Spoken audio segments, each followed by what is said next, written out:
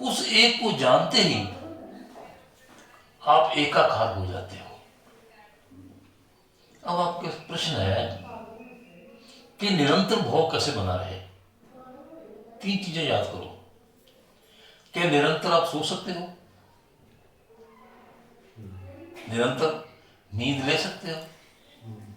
निरंतर हंसी मजाक में रह सकते हो? निरंतर चिंता में रह सकते हो? निरंतर भोजन कर सकते हो? अच्छा, निरंतर एक साथ भोजन कर सकते हो? रोज आलू की परोठी मिले और 4 दिन बाद आके जाओगे, रोज एक ही चीज मिले, रोज एक ही वस्त्र पहन सकते हो? नहीं पहन सकते। भिन्नता मन की खुराक है। भिन्नता क्या खुराक है? भिन्नता। परिवर्तन सृष्टि का नियम है, लेकिन आप एक काम कर सकते हो बड़ा आसानी से। एक काम कर सकते हो बड़ा आसानी से। जितना आप अपने मन की चिंतन बढ़ाते जाओगे, धीरे धीरे आप उसी के रूप में सम्मिलित हो जाओगे। तो फिर चिंतन की आवश्यकता नहीं होती। फिर चिंतन रह गया, ध्यान ध्यान रह गया। ध्यान करना क्रिया हो गई, चिंतन करना क्रिया हो गई। चिंतन स्वभाव बन जाए, चिंतन स्वभाव बन जाए। देखिए, 3 प्रकार से, हम डॉक्टर साहब से हमारी कल बात हो रही थी, 3 प्रकार से जीव बात को समझता है।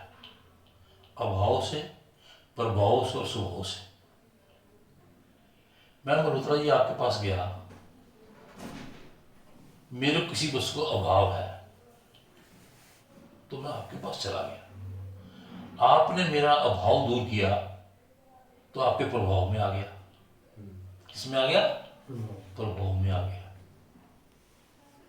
अब प्रभाव से निकल जो स्वभाव में आ जाते हो ना, तो फिर आप मेरे पास आओ ना आओ, आप और मैं हमारा एकाकार हो गया। स्वभाव कहते हैं व्यसन को, व्यसन कहते हैं नशे को। व्यसन, चिंतन आपका व्यसन बन जाए। अहम ब्रह्मस्मि याद नहीं करना, अहम ब्रह्मस्मि का अनुभव आपका व्यसन बन जाए। उठते बैठते चलते फिरते खाते पीते जो भी आपका व्यसन बन गया, उसको कहते हैं सहज समाधि। साधो सहज समाधि भरी। क्या कहते हैं? सहज समाधि। वो सहज है। जैसे जैसे आप सहज समाधि में आ जाओगे, चिंतन होगा, चिंतन करना नहीं पड़ेगा। अब हम ध्यान करते नहीं है। टेलीविजन चल रहा है, न्यूज आ रही है, सब कम कर रहे हैं, जिसमें राजा जनक जी के पास सुखदेव जी महाराज गए अपने पिता के कहने से। आपने सुखदेव कथा सुनी है ना? सुखदेव महाराज को जब पिछले जन्म में तोता थे, तोता कैसे बने बड़ी लंबी बात है। तो एक कोई वृक्ष के नीचे बैठे हुए थे, तो एक कबूतर कबूतरी आपस में छेड़खानी कर रहे थे। तो कबूतरी कहती है कबूतर से कि नीचे एक उच्च कोटि के त्यागी बैठे हैं और तुमको शर्म नहीं आती? तो कबूतर कहते निगुरा है। क्या है? निगुरा है, इसका गुरु नहीं है कोई। और पूर्व जन्म में पक्षी थे तो पक्षी की भाषा जानते थे। तो पिता के पास आए कि हमको कोई गुरु बताओ। उन्होंने कहा ये तत्व ज्ञान लेना है तो तेरे पास गुरु राजा जनक चाहिए। तो राजा जनक के पास चले गए। एक बार गए, देखा तो राजा जनक सुनैना माता की कंधे पे हाथ रख के, माता सीता की माता का नाम सुनैना था, उसके उनके कंधे पर हाथ रख कर झूला झूल रहे थे। वो वापस आए थे, पिता से झगड़ पड़े। लफंटर अयाश राजा धर्म पत्नी के साथ झूला झूल रहा है, मैं त्यागी, मैं वेद प्रकाश का, वेद व्यास जी का पुत्र। ऐसा लफंटर गुरु नहीं चाहिए हमको। अब इस क्रिया का भेद जानो। जिस समय ज्ञानी पूर्ण ज्ञान में होता है, वो क्रिया करता नहीं, क्रिया होती है। इस भेद को जरा समझना बड़े आराम से। पर हम जी गहरा भेद बता रहा हूँ आपको। जिस समय ज्ञानी अपनी आत्म ज्ञान में रमन करता है, उसमें जितनी भी क्रियाएं हैं वो होती हैं, वो करता नहीं है, होती है, करता नहीं है। किसी भी भोग के प्रति उसकी आसक्ति नहीं है, किसी भी भोग के प्रति उसकी आसक्ति नहीं है। यदि उसको कोई प्रारब्धवश भोग मिल गया तो उसको ग्रहण करने में संकोच भी नहीं करता, किसी भोग में उसकी आसक्ति नहीं है। लेकिन प्रारब्धवश उसको यदि कोई भोग मिल गया तो उसको ग्रहण करते हुए वो अनासक्त भाव से ग्रहण करता है, अनासक्त भाव से ग्रहण करता है, अपने कर्तव्य का निर्वाह करता है, कर्तव्य बुद्धि से। किससे करता है?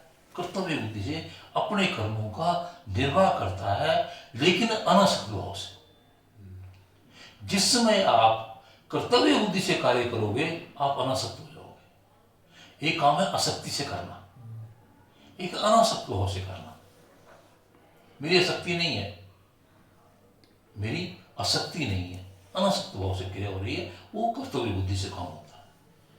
तो जैसे राजा जनक के पास सुखदेव जी पहुंचे तो उन्होंने कहा कि ये तो लफंटर। पिता ने कहा बेटा योग्य गुरु यही है, तुम उसका गद्दी मत देखो, उसका पहरावा मत देखो, उसको ज्ञान देखो,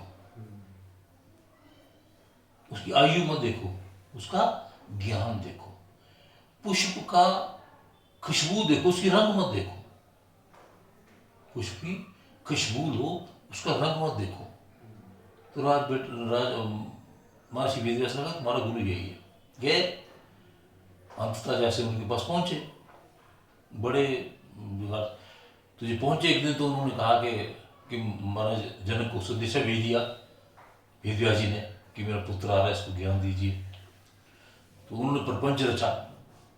वो सुखदेव जी महाराज अपने पास दो वस्तुएं रखते थे, एक डंडा, एक कमंडल, और छोटी सी झोली में एक लंगोटी। एक पहने थे कपड़ीन और एक रखते थे, स्नान करते वही पहनते थे।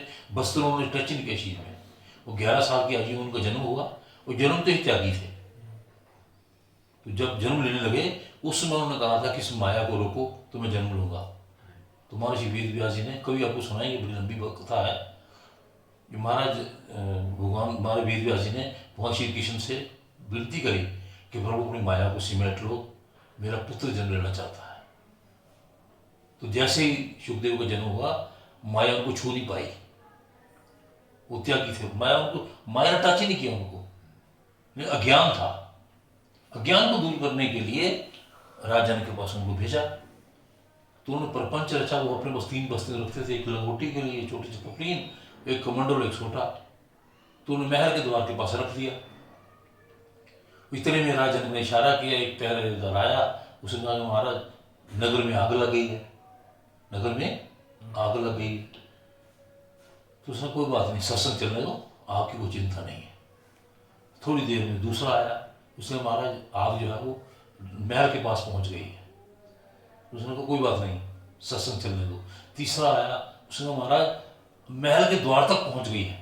जैसे ये बात सुनी तो सुखदेव जी भागे कि मेरा कमंडल ना जल जाए, मेरी स्कूटी ना जल जाए, मेरी स्कूटी ना जल जाए।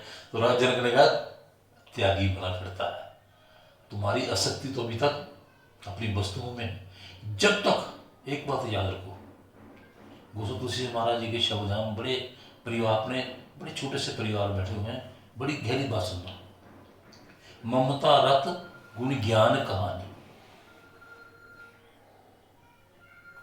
लोभ भी रत का बीती बखानी। गोस्वामी तुलसी महाराज कहते हैं कि जो ममता में फंसा हुआ है उसके लिए ज्ञान कहानी है। ये बात समझना बड़ी गहरी बात है। ये गोस्वामी तुलसी जी महाराज शब्द है।